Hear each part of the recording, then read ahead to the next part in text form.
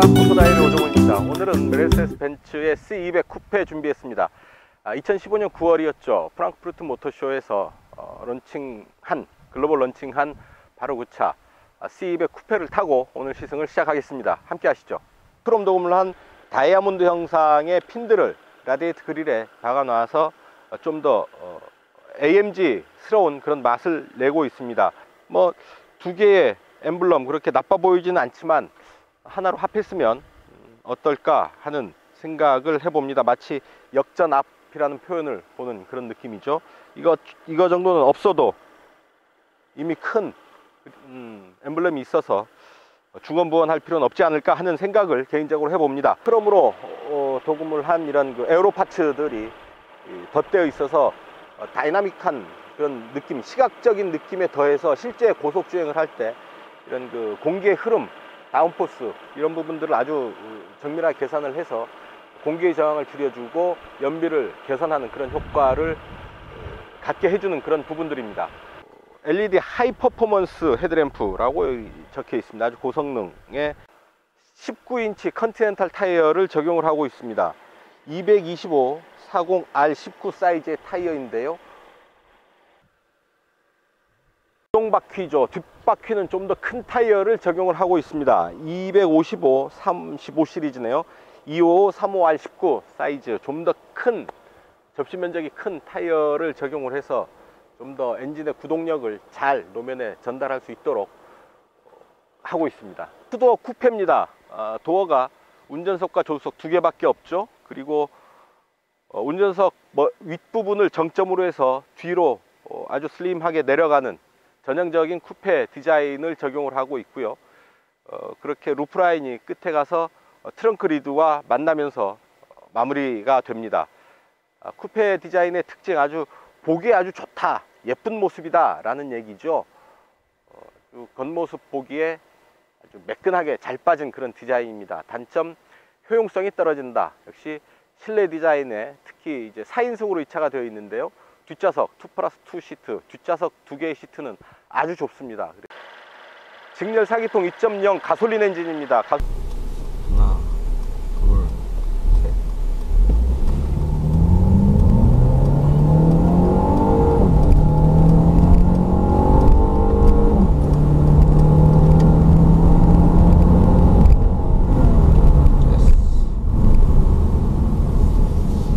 일반적으로 이 차가 가다가 정지를 하게 되면 엔진 스톱이 일어나죠.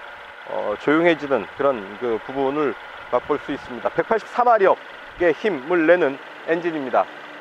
범퍼에서 꽤 많이 올라와서 이제 턱이 지어 있는 구조라서요.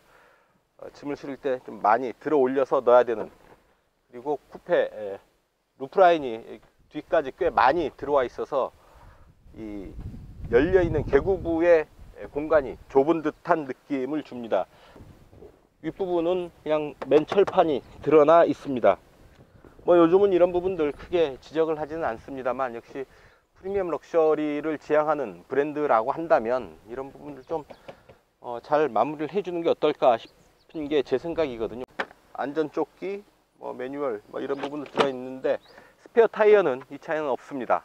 아주 타이트하다라고 하기에는 조금 그렇지만 아주 딱 맞는 공간입니다. 머리 헤드 클리어런스도 거의 차 있고요. 그리고 센터 터널이 길게 지나가고 있어서 센터 콘솔까지 이런 공간이 좌우로 막고 있어서 어떤 공간의 여유, 심지어 운전석 조수석에서도 공간의 여유를 느끼기에는 좀 박한 그런 공간입니다. 뒷좌석은 더 말할 것도 없죠. 2+2 시트라서 뒷좌석에서 2개의 공간 시트가 준비는 되어 있지만 성인 남자가 앉아서 이동하기에는 아주 좁은 그런 공간입니다. 대형 모니터가 센터페시아 상단에 들어와 있습니다. 모니터가 해상도가 아주 좋고요. 시원한 화면을 갖고 있어서 한눈에 보기 편합니다.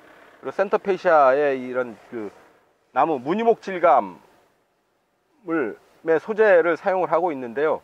아주 손끝으로 느끼는 질감이 아주 좋습니다. 선루프가 열리고요. 시원한 하늘을 마주할 수 있습니다. 전체적으로 어떤 그 아름다움의 대가로 지불하는 것은 공간인 것 같습니다. 운전석에서조차 어떤 공간의 협소함, 압박감 어느 정도 느끼게 되고요. 심지어 앞차창조차도 좀 그렇게 탁 트인 넓다는 느낌보다는 좀 제약이 되어 있는 좁다는 느낌을 줍니다. 지붕이 꽤 앞으로 많이 나와 있고요. 그래서 전방 시야를 어느 정도, 전방 시야의 윗부분을 어느 정도 제한을 하게 됩니다. 그리고 룸미러를 통해서 보는 후방 시야는 역시 지붕 라인이 뒤로 내려가면서 룸미러의 상단 부분을 어느 정도 제한을 두게 되기 때문에 필요한 시야는 확보를 하고 있지만 아주 여유가 있고 충분한 시야는 아니다. 아주 저스트한 그런 딱 맞는 정도의 시야 공간이라고 볼 수 있겠습니다. 뭐 안전에 대한 집착이랄까요? 왜 뜬금없이 운전석 시트 아래에 이런 소화기가 있어야 되는지는 잘 모르겠습니다. 하지만 유사시에라고 한다면 바로 여기에 있는 게 아주 제일 효과적이지 않을까 하는 생각도 더불어 해봅니다. 좀 생뚱맞지만 고개를 끄덕이게 되는 그런 부분이 아닐까 싶습니다. 먼저 볼까요? 자, 돌렸고요. 하나, 둘. 뭐 유격까지 감안한다면 약 2.2회전이 채 안 되는 그런 그 조향을 보여줍니다. 좀 대단한 게요. 대부분의 경우 약 3회전을 일반적인 경우로 보죠. 3회전이 일반적인데 핸들이 2바퀴만 돈다는 거, 아주 예민한 조향을 기대를 할 수가 있습니다. 핸들을 조금만 틀어도 차가 휙휙 돌아간다라는 얘기죠. 스티어링 휠이 제법 굵은데요. 그 쥐는 맛도 촉감도 아주 좋고요. 핸들 아래쪽으로 살짝 B컷의 형식을 띄어서 자칫 지루하기 쉬운 그런 핸들, 그리고 정형화된 핸들에서 살짝 탈피를 하는 그런 모습도 보여줍니다. 핸들을 돌려보면은 37도죠. 왼쪽으로, 그리고 오른쪽으로 38도, 이렇게 조향각까지 보여줍니다. 자, 가속 페달을 툭 밟으면 뒤로 지프스 가죠. 브레이크를 꾹 밟으면 앞으로 가는 겁니다. 재밌는 거 재미있죠. 재미는 있는데 뭐 이렇다는 게 시각적으로 보여준다는 것일 뿐 실제 운전할 때 이런 부분들이 크게 도움이 된다거나 뭐 이런 거는 아닌 것 같고요. 그냥 어쨌든 재미있습니다. 직렬 4기통 2.0L의 가솔린 엔진이 올라가 있습니다. 최고 출력은 184마력이고요. 최대 토크는 30.6kgm의 성능을 가졌습니다. 그렇게 수치상으로 보면 그렇게 뛰어난 고성능이라고 보기에는 동의하기 어려운 그런 숫자들입니다. 숫자는 숫자일 뿐이고요. 실제 도로상에서 성능을 느껴본다면 제법 힘을 쓰는 놈이다 라는 것을 바로 알아채실 수 있습니다. 앞차와의 거리가 가까워지면 계기판에 이런 경고등이 뜨죠. 너무 가까워졌다 라는 겁니다. 그리고 가까워졌는데도 아무 조치를 취하지 않았다 그러면 차 스스로가 제동을 하게 되는 단계까지 나아갑니다. 요즘 이제 자동차들이 이런 다양한 전자장비들과 결합한 이런 안전 부분에 더욱 신경을 쓰고 있는 것을 이런 부분들에서 확인을 할 수가 있죠. 계기판에는 에코 디스플레이가 있습니다. 경제운전을 하기 위해서 차의 운전을 가이드해주는 역할을 한다고 할까요? 이를 보면서 운전을 하면 좀 더 효율적으로 차를 다룰 수 있을 듯 합니다. 출발 후 보너스가 2.8km다 라고 이제 되어 있는데요. 여러가지 엔진 스톱, 가속 페달의 조절에 의한 효율 확보 등을 통해서 아낀 2.8km를 달릴 만큼의 연료를 아꼈다 라고 해석을 할 수가 있겠습니다. 계기판은 내비게이션과 연동을 해서 계기판만 보면서도 차의 진행 방향을 파악을 할 수가 있습니다. 자, 벤츠가 자랑하는 커맨드 시스템, 모니터와 연동을 해서 차의 여러 부분들을 조절을 할 수 있는 그런 부분입니다.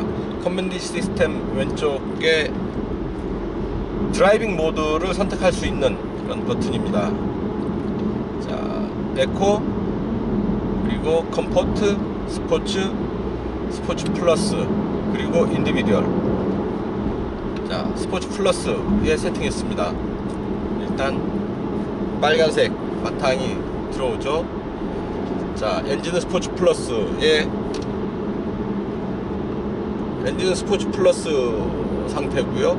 스티어링은 약간 스포츠하게, 엔진 오토 스탑은 해제됩니다. 뭐 이런 식으로 차의 각 부분의 세팅이 드라이빙 모드에 따라서 달라지는 거죠. 자, 툭툭 치면, 가속 페달을 툭툭 쳐보면 그냥 바로바로 반응이 옵니다. 그런 거죠.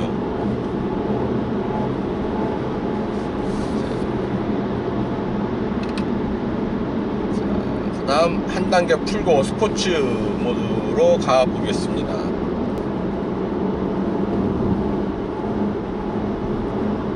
툭툭 치는 반응이 확실히 스포츠 플러스일 때와는 달라집니다. 그리고 컴포트, 편안하게 달리는 그런 기능이고요. 에코 모드는 아주 느슨하게 긴장을 확 풀고 어떻게든 기름 한 방울이라도 덜 쓰면서 달리게 되는 그런 모드가 되겠습니다. 내비게이션. Please repeat. 내비게이션. For which radio functions do you want help? Save station, select station, radio info, traffic announcements, waveband, all radio functions, or voice controllable devices. 웨이브밴드. Please repeat. 웨이브밴드. These commands are also possible outside the radio mode, FM or AM. AM.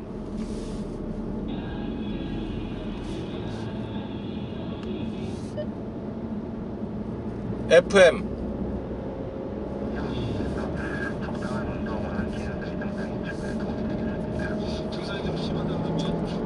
뭐 이제 음성인식은 그런 그 FM, AM, 라디오 정도 컨트롤하는 정도고요. 기본적으로 영어를 기반으로 안내를 하고 있어서 영어에 서툰 사람들은 좀 쓰기에 불편함을 많이 느끼지 않을까 싶습니다. 자, 내비게이션 시스템입니다. 독일 벤츠가 직접 만들었다는, 개발했다는 한국형 내비게이션 시스템입니다. 보통 우리가 친숙한 내비게이션 시스템의 구성은 다음 몇 킬로 가서 왼쪽으로 가라, 오른쪽으로 가라, 그리고 그 다음, 그러니까 다음 방향 회전과 그 다음 방향 회전까지 모니터에 보여주게 되는데요. 벤츠의 내비게이션 시스템은 심플하게 그냥 지도 화면만 보여주고 그 갈림길 앞에서 다가서기 전에 다시 목소리로 안내해주는 정도의 기능입니다. 크게 길을 찾아가는데 크게 불편함은 없습니다. 역시 지도를 보면서 운전을 하게 되기 때문이죠.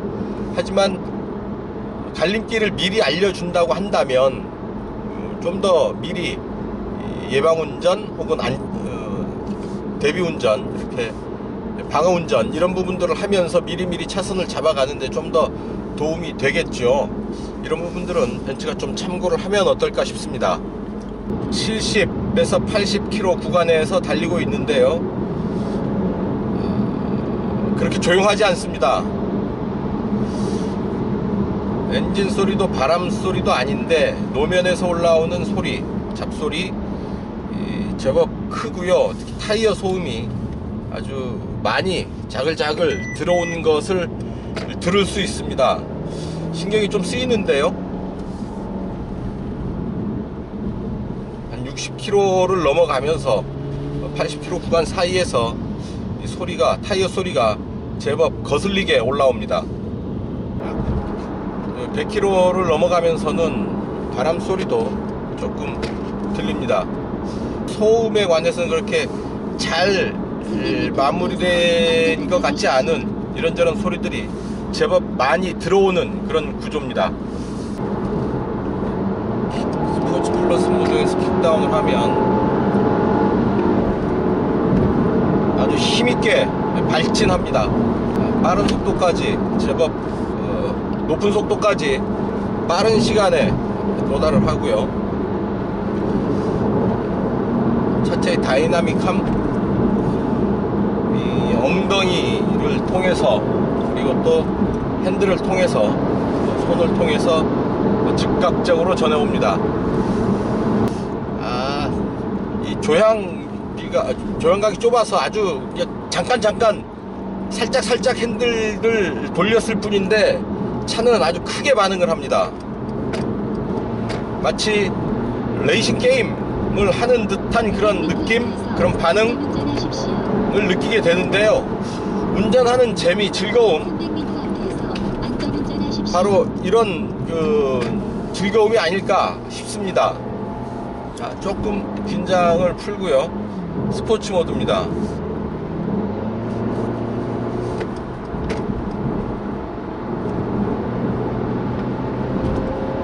엔진 반응이 조금 완화된 것을 알 수가 있네요.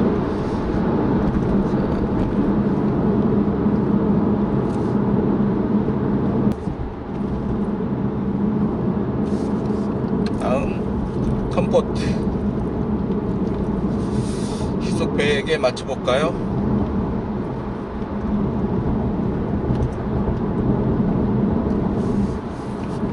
시속 계기판상으로 시속 100 근처에 맞췄는데요. RPM은 약 1800 정도까지 떨어집니다. 7단 자동 변속기를 적용을 하고 있는데 변속감 그렇게 거칠지 않고요. 아주 따박따박 잘 변속을 하면서 엔진의 출력과 구동력을 잘 조절을 해주고 있습니다. 잘 매치를 시키면서 차의 전체적인 파워를 균형 있게 잘 밸런스를 잡아주는 그런 역할을 하고 있습니다. 자, 가속 한번 해볼까요? 자, 6000 넘는 레드존인데요. 넘어서 레드존을 터치를 하고 4500까지 떨어진 뒤에 다시 가속을 이어갑니다.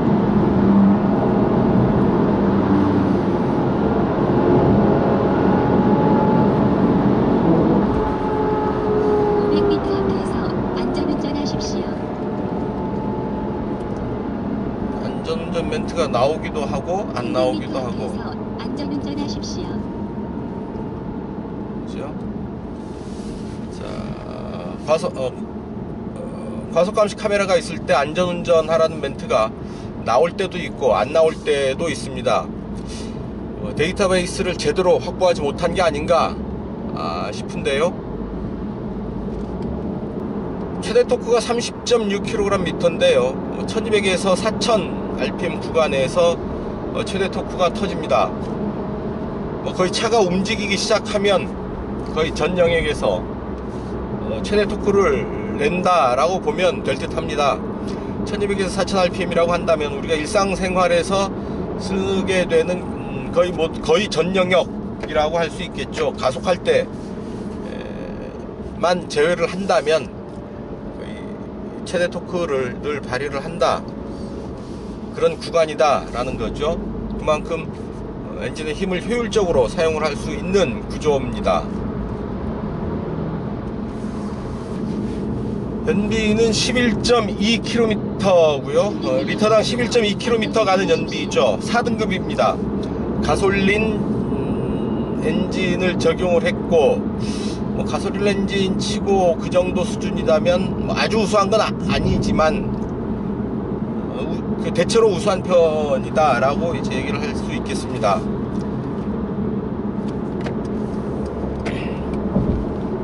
실제 2시간 20분 남짓 달려서 연비를 보면 8.4km 마일/리터 정도의 연비를 보입니다. 그러니까 조금 신경을 쓰고 운전을 해야 메이커가 밝히는 복합 연비를 맞출 수 있겠다 싶습니다. 경제운전 생각하지 않고 기름 생각하지 않고 그냥 생각 없이 달리면 11.2까지 연비를 맞추기는 좀 어렵지 않을까 하는 생각이 듭니다. 노면에 완만한 굴곡, 자잘한 굴곡들이 있나 본데요. 그에 따라서 차체의 흔들림을 살짝살짝 느끼게 됩니다.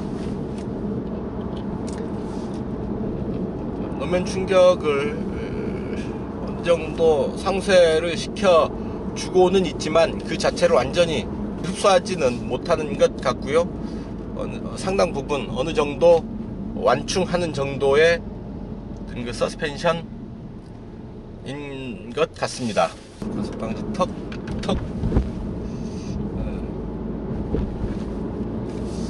가속방지 턱은 잘 넘습니다. 넘고 나서 전진동 없이 잘 마무리를 하네요.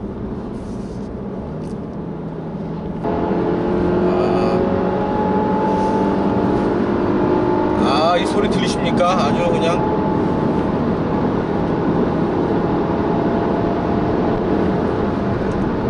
아주 튀는 그런 소리가 아닙니다. 꾸준하게 밀고 올라가는 적당한 톤의 그런 가속음이 제법 매력적입니다. AMG에서 만날 수 있는 그런 아주 하이톤의 엔진 사운드가 아니죠. 조금 정제된, 그렇지만 쿠페 이 차의 성격에 맞는 수준에서 올라오는 잘 이제 조절된 사운드라고 할 수 있겠죠. 그런 정도의 소리를 지금 스포츠 플러스 모드에서 듣고 있습니다. 변속될 때 시프트업이 일어나면서 툭 놔주는 듯한 그런 느낌, 팽팽하게 잡고 올라가다가 변속이 일어나면서 툭 놔버리는 그런 느낌, 인상적입니다. 에 접어들었습니다. 와인딩 로드를 한번 타보겠습니다. 앞서 얘기했다시피 핸들을 크게 돌릴 필요가 없습니다. 살짝만 돌려줘도 차체가 크게 반응을 하죠. 정확하게 반응을 합니다. 스티어링 휠이 조금 더 작았으면 어땠을까 하는 생각도 하게 되고요. 그럼 훨씬 더 재미있겠죠. 이 오르막 와인딩 좋습니다. 19인치 타이어가 아주 정확하게 구동력을 발휘를 하면서 힘을 낭비하지 않으면서 잘 올라가고 있습니다.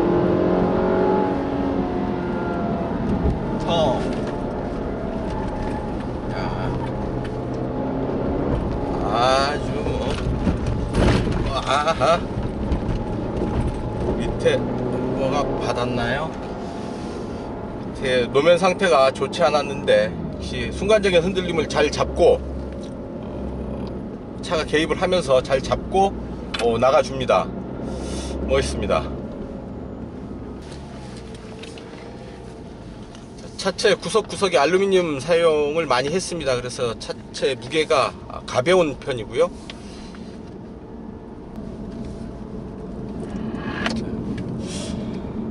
후륜 구동입니다. 그래서 오버스티어를 조심을 해야 되고요. 하지만 뭐 이렇게 과한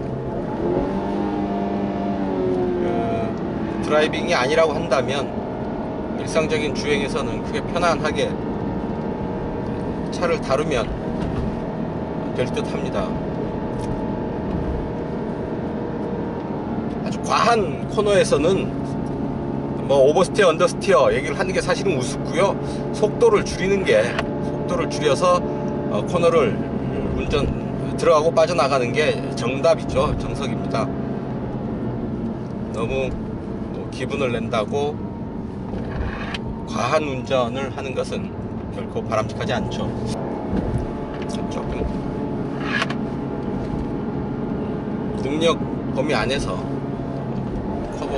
코너를 한번 느껴보도록 하겠습니다.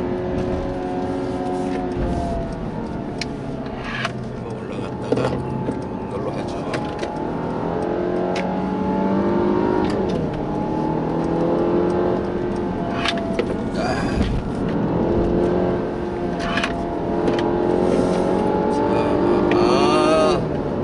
힘 좋습니다. 네. 팍팍 치고 나가는 그런 힘은 아닙니다. 하지만 충분히 이런 다이나믹함을 느낄 수 있는 그런 반응들을 보여줍니다.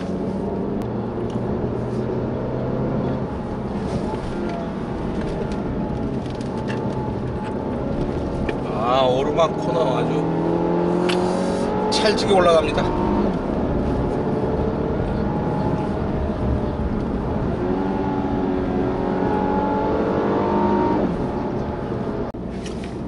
자, 크루즈 컨트롤 기능은 핸들 아래 조작 버튼이 있고요.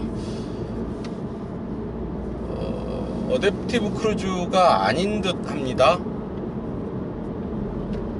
자, 시속 100에서 RPM 체크는 한번 해보죠. 스포츠 플러스에서 2000,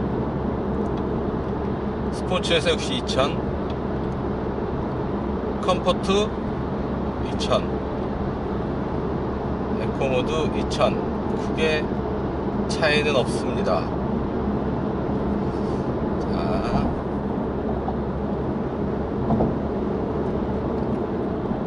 에코모드인데요. 하지만 에코모드로 푼 뒤에 시속 100을 맞추면 살짝 내려가서 약 1800까지 RPM이 살짝 내려가는 것을 확인할 수 있습니다.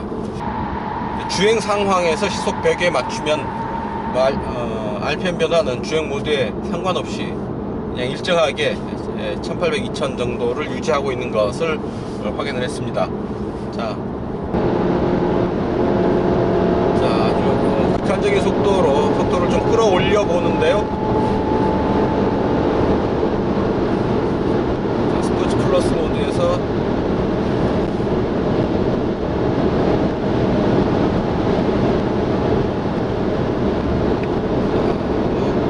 바람 소리가 좀 커지고요. 시프트 다운을 하면, 수동 변속 모드로 시프트 다운을 하면 엔진 소리가 좀 살아오르는 그런 거를 느낍니다.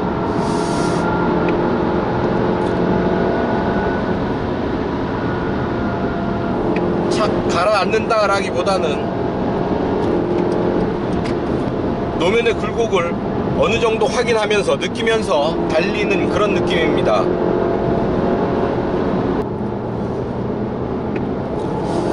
속도가 높아지면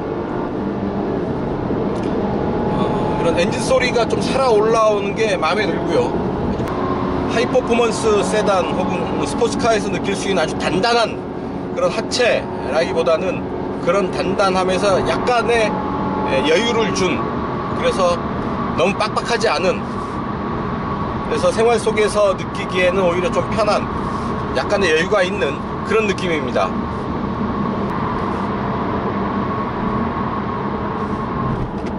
브레이크의 느낌도 그렇습니다.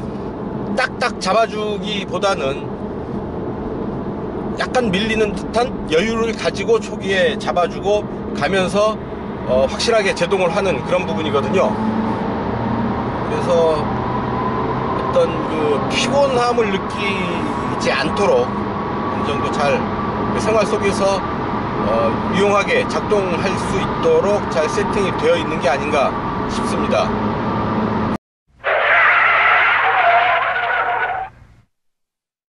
단도직입입니다. 그렇게 조용하지 않습니다. 주행 중에 엔진 소리도 제법 들리고요. 특히 일상적인 주행 속도에서도 노면에서 올라오는 타이어 소리가 제법 크게 들려서 신경 쓰입니다. 센터페시아에 이렇게 대형 내비게이션 모니터가 올라와 있는데요.